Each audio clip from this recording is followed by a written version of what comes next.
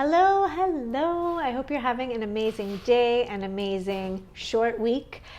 We have the cervical issues in concussion workshop coming up, aka What the Neck. So I thought I'd take a couple minutes and just talk about the cervicogenic subtype of concussion and why the cervical spine is so important in concussion rehab.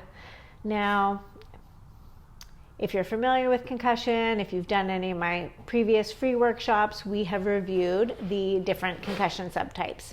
And they're labeled a little bit differently depending on the paper, the researcher, but in general, we have the subtype that is autonomic nervous system, right? It's that exercise intolerance is the hallmark of that one. Then we have the inflammatory metabolic subtype. Then we have the cervicogenic subtype.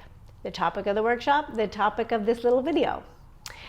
Then we have oculomotor vestibular subtype, and finally, psychological mental health subtype.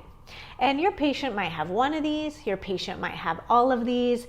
Also, it might change over time as rehab happens, as things heal, but other things pop up, especially that psychological mental health subtype can really develop over time if there's a slow recovery, right? And just all the stresses of concussion recovery. But today we're talking about cervicogenic. So if an individual sustains a concussion, there's almost a guarantee that there is a neck injury with that. Why is that? We know from the research from 2006, 2007, that the force required to sustain a cervical injury, cervical ligament injury. In particular, the research I've seen focused more on C4, C5, C6, C7, and that is 3.5 to 8 G's of force. Not much force at all. Meanwhile, we know from the concussion literature that it takes 75 G's or more, between 75 and 106. And so this is the force transmitted through the body to the head or directly to the head. And while this amount of force can cause a concussion, it won't necessarily cause a concussion, right? There's an individual threshold. So we'll dig a little deeper into that at the workshop. But what is the cervicogenic subtype, right? What are some symptoms that a patient might present with that can be coming from the cervical spine? And there really is a cornucopia. The cervical spine can be a driver for so many symptoms. And that is why this is my favorite workshop to teach and why it's so powerful.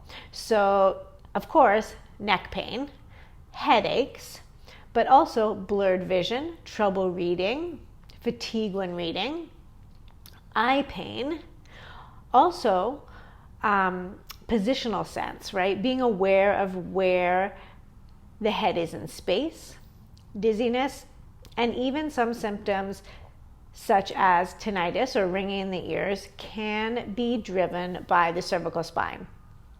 Now, not every person's tinnitus is coming from the neck. Not every person's blurred vision is coming from the neck, but it can. And if it is coming from the neck, then cervical treatment and cervical rehab is going to have a profound effect and push that patient further on the recovery trajectory and just have better outcomes in your practice, which makes everybody happy. So if the workshop sounds interesting to you, May 29th, 10:30 a.m. Eastern Standard Time. I'll put the link below or in the email, depending how you're getting this little message.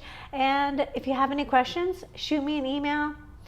Otherwise, hope to see you there. It will be live on Zoom. It's going to be more interactive than the workshops I've done in the past, really encouraging some engagement to support learning. And then, of course, you will get the replay afterwards. So I hope you're having a great week, and like I said, hope to see you in the workshop.